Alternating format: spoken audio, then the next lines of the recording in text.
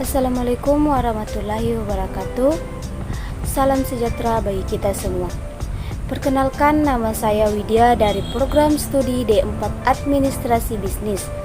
Pada hari ini saya memaparkan hasil presentasi yang telah saya buat dengan materi kebijakan fiskal dan moneter.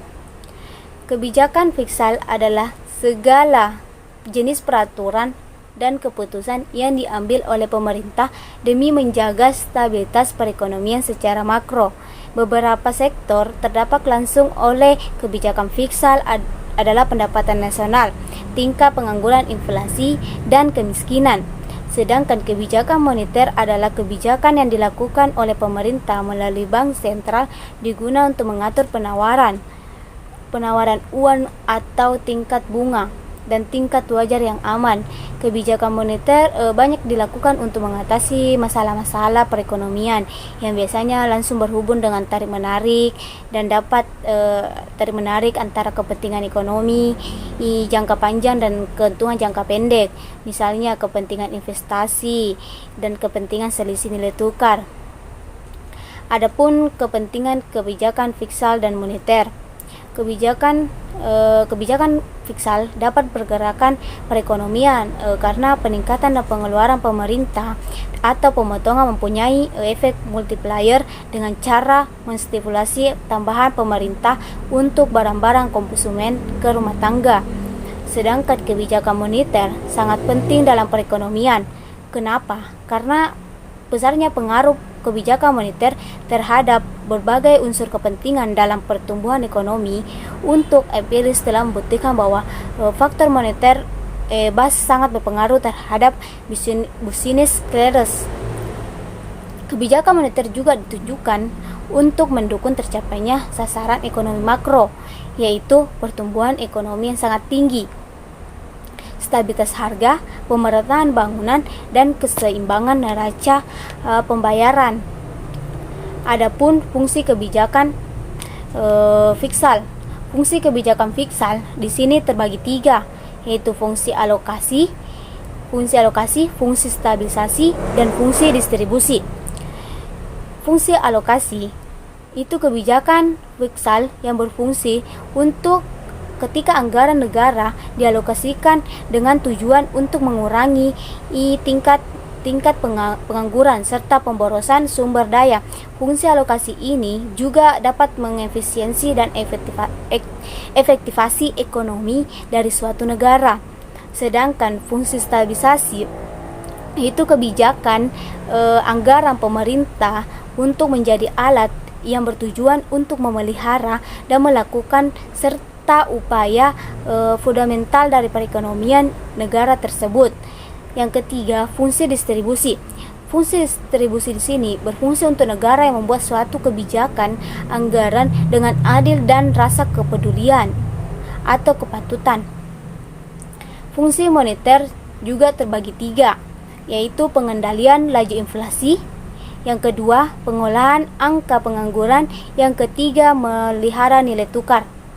Yang pertama, pengendalian laju inflasi. Kebijakan moneter dapat digunakan untuk menekan tingkat inflasi.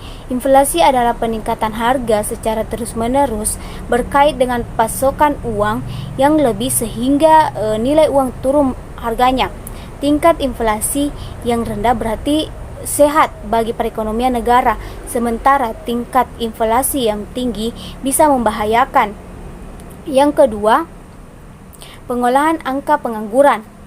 Pengolahan angka pengangguran dalam satu negara, misalnya saja kebijakan ekspansif peningkat pasokan uang, kemudian merangsang investasi atau bisnis pada akhir peningkatan lapangan kerja. Yang ketiga, memelihara nilai tukar. Memelihara nilai tukar yaitu seperti Bank Indonesia sebagai bank sentral memiliki kemampuan untuk mempengaruhi nilai tukar mata uang yang domestik dengan mata uang asing. Salah satu cara adalah penerbitan atau menarik uang cetak dari pasaran. Bila terjadi penambahan pasokan uang, maka nilai tukar akan naik. Sementara bila ada pengurangan pasokan uang, nilai tukar akan turun. Adapun program dalam kebijakan fiskal. Program dalam kebijakan fiskal terbagi 4: pembiayaan fungsional, alokasi anggaran, dan menjaga stabilitas harga barang. Dan keempat, kebijakan fiskal dan kebijakan fiskal seimbang. Yang pertama, kebijakan fiskal fungsional. Pengertian kebijakan fiskal fungsional adalah kebijakan yang diambil untuk meningkatkan kualitas ekonomi secara makro dengan dampak yang baru terlihat dalam jangka panjang. Contohnya, kebijakan fiskal fungsional misalnya pemberian beasiswa, bantuan pendanaan startup dan sebagainya. Yang kedua, alokasi anggaran. Instrumen kebijakan fiskal terakhir adalah alokasi anggaran. Agar tujuan kebijakan fiskal dalam periode tertentu berhasil, pemerintah punya wewenang memindahkan lokasi anggaran dari satu sektor ke sektor lain. Misalnya, di masa pandemi, pemerintah dapat memprioritaskan anggaran untuk fasilitas kesehatan. Yang ketiga, menjaga stabilitas harga barang. Ada banyak faktor yang mempengaruhi harga barang dalam pasar melalui faktor positif serta mempengaruhi faktor negatif yang terjadi penimbunan dan monopoli. Salah satu tujuan kebijakan fiskal di Indonesia adalah demi menjaga harga barang dari terjangkau bagi masyarakat yang terhindar dari frustasi karena pihak tidak bertanggung jawab. Yang keempat, kebijakan fiskal yang seimbang. Kebijakan fiskal seimbang itu pengeluaran dan pemasukan negara. Fungsi kebijakan fiskal ini adalah agar negara tidak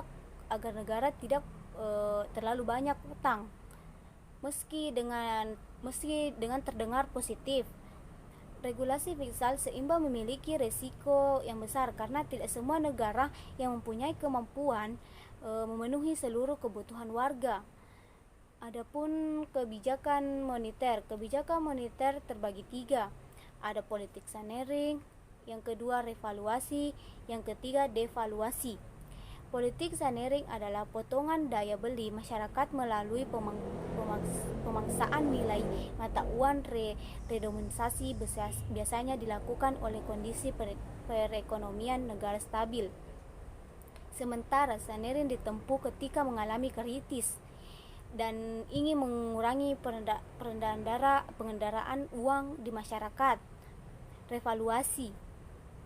Revaluasi adalah salah satu ekonomi yang dikeluarkan oleh pemerintah dengan cara meningkatkan nilai mata uang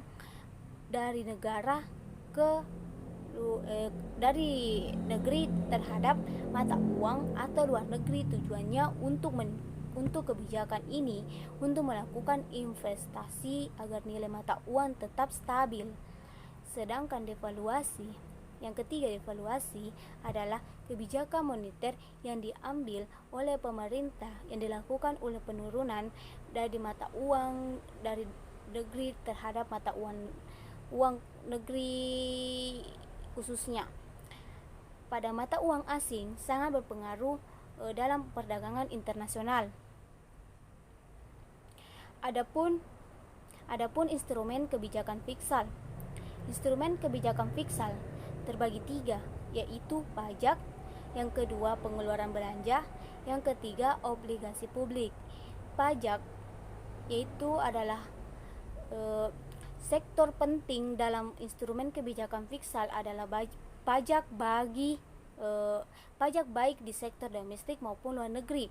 Demi mencari tujuan ekonomi, pemerintah dapat maupun menurunkan daya beli masyarakat melalui pajak. Contohnya, jika pajak turun, jumlah output barang dan jasa semakin meningkat sehingga meningkatkan daya beli masyarakat. Sedang sebaliknya, jika pajak dinaikkan akan menurunkan output dari barang dan jasa serta menurunkan daya beli masyarakat. Pengeluaran belanja. Di sini pengeluaran belanja yaitu pengeluaran belanja memiliki konsep dasar apapun yang terjadi. bahkan dalam hidup kita sendiri. Misalnya, pendapatan keluarga menurun. Tentunya kita akan berusaha untuk hemat dan menekan pengeluaran agar terjadi keseimbangan antar pendapatan dan pengeluaran. Dalam konteks negara, nilai belanja negara dapat dikurangi atau ditambahkan sesuai dengan kebutuhan. Apabila neraca pembayaran negara defisit, maka pemerintah bisa mengurangi pengeluaran belanja yang di sektor tertentu, misalnya penunduhan pembayaran THR bagi PNS. Yang ketiga, obligasi publik. Instrumen kebijakan fiskal yang terakhir yakini tentang penerbitan obligasi atau surat utang bagi warga negara. Surat utang ini terkenal dalam bidang investasi, di mana rakyat yang memiliki dana ditawarkan untuk membeli surat utang dari negara, karena negara akan mencicil utang tersebut beserta bunga pinjaman. Adapun keputusan mengatasi inflasi via kebijakan fiskal, itu yang pertama, mengurangi anggaran pengeluaran pemerintah dengan mengoptimalkan pos-pos vital. Yang kedua, meningkatkan perolehan pajak melalui upaya peningkatan kesadaran pajak masyarakat, serta menggunakan tarif pajak yang tinggi untuk beberapa konsep pajak yang dianggap perlu. Yang ketiga, melakukan pinjaman pemerintah guna untuk menutup kekurangan yang ada, tetapi sifat dari pinjaman yang dilakukan oleh pemerintah hanya sebagai perlengkapan dalam proses pembangunan. Baik, itulah hasil pemaparan saya.